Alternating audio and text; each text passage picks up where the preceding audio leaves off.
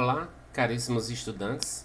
Vamos para mais uma aula, né, do ensino remoto aqui, uma revisão, né, complementar é, sobre razão e proporção, tá? Então, inicialmente, a gente faz aqui uma contextualização, colocando que esse conteúdo, razão e proporção, ele tem uma larga aplicação, né, no nosso cotidiano, não só no campo da matemática, como também em outras áreas, né?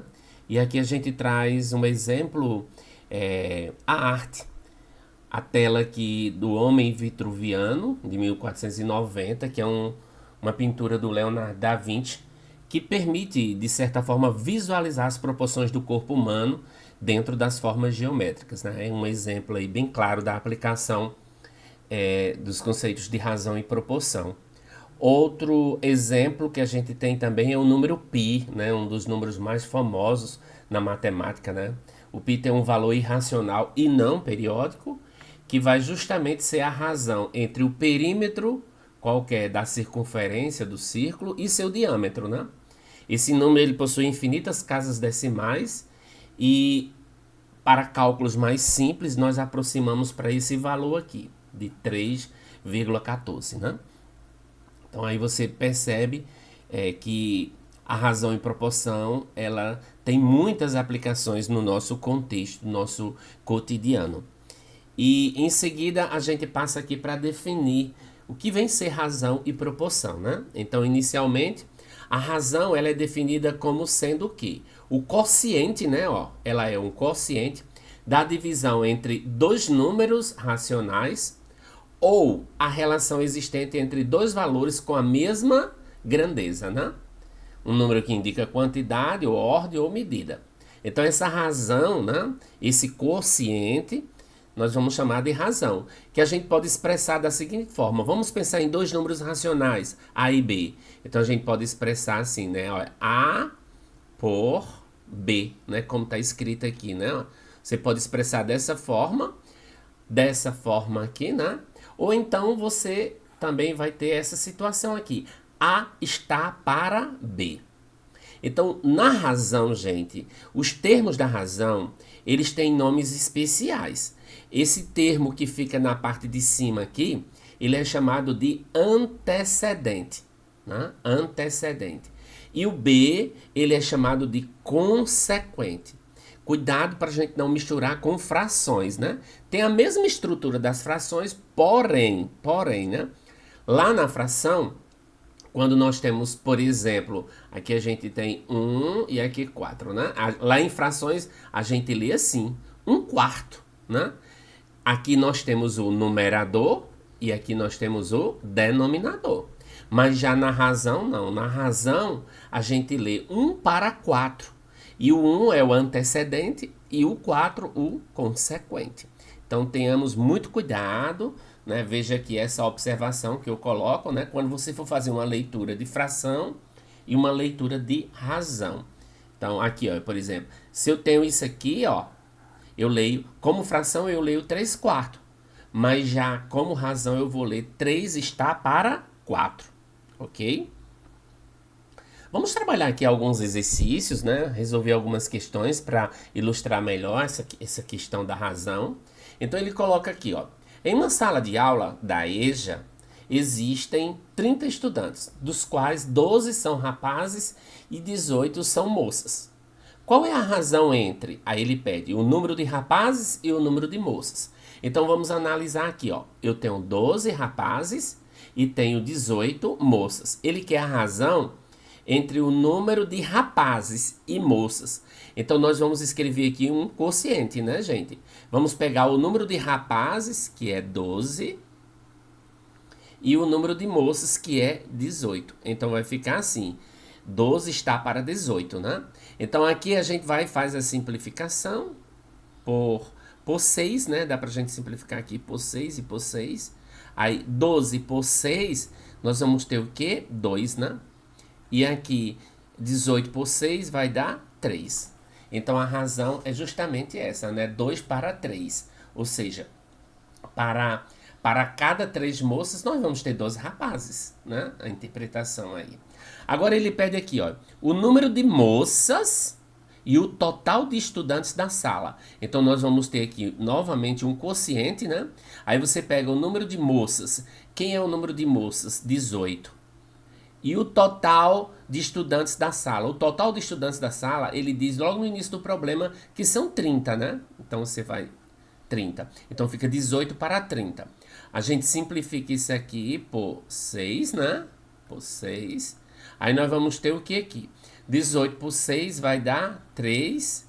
E 30 por 6 vai dar 5. Nós vamos ter isso 3 para 5, né?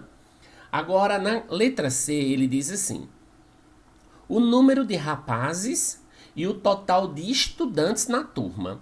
Então, aqui ele já quer a razão, né? A razão. Número de rapazes são 12.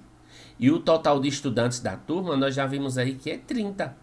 Então, novamente, a gente faz aqui, ó. Vamos simplificar aqui por 6 e por 6. Aí, nós vamos ter 12 por 6 vai dar 2. E 30 por 6 vai dar 5. Então, eu vou ficar 2 para 5. Ok? E aqui vamos para mais algumas questões, né? Também falando de razão. Eu tenho... Em determinado concurso, a prova de matemática continha 20 questões. E um certo candidato acertou 1/4 dessas questões. Então, veja só, gente, vamos pensar. Se a prova tinha 20 questões e ele acertou 1/4, então 20 vezes 1/4 vai dar o quê?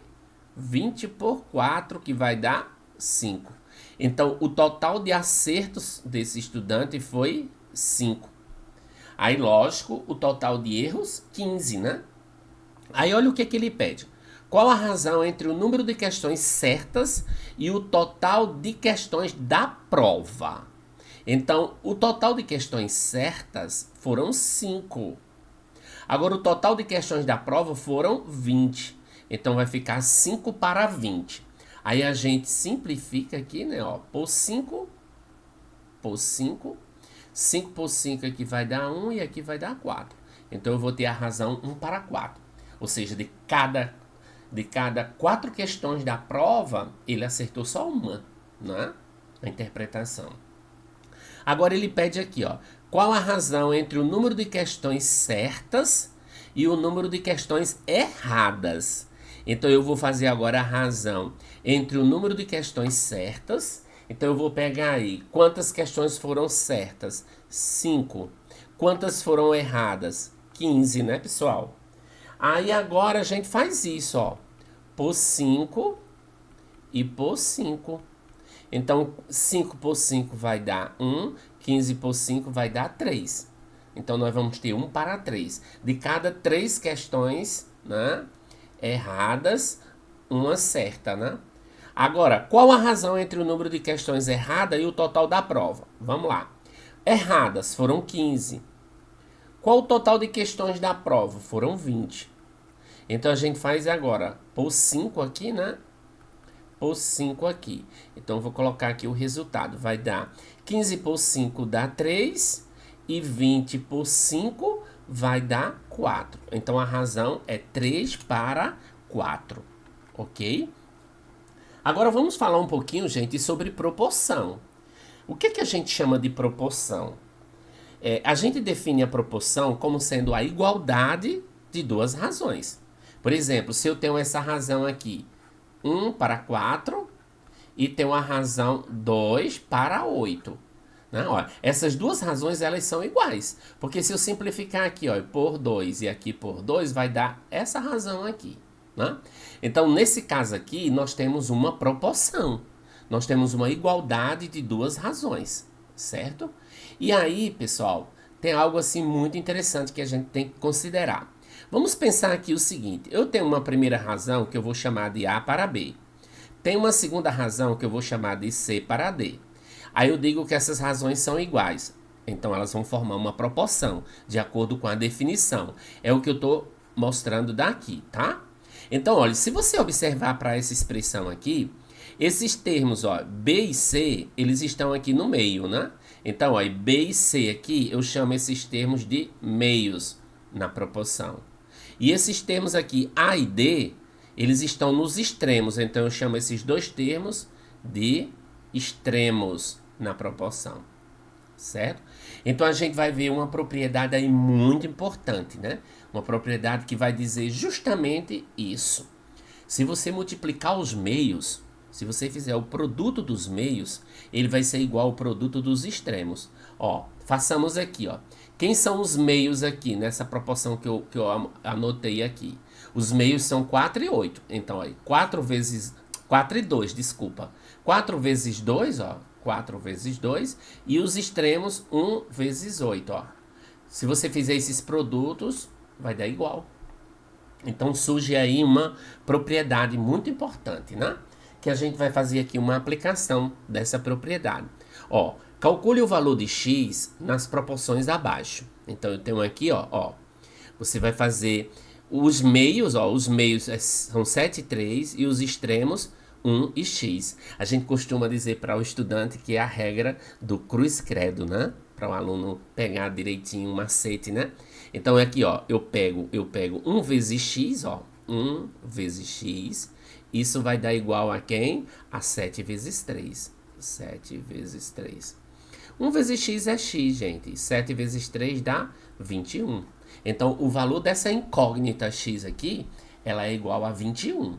E pode fazer a proporção que vai dar aqui, né? O produto dos meios, 7 vezes 3, 21. E 1 vezes 21, 21. Agora aqui, ó, segundo exemplo, a mesma coisa. Ele quer o valor de x. Então, ó, cruz credo. Aí aqui eu faço, ó, 2 vezes x, ó. 2 vezes x igual 5 vezes 6.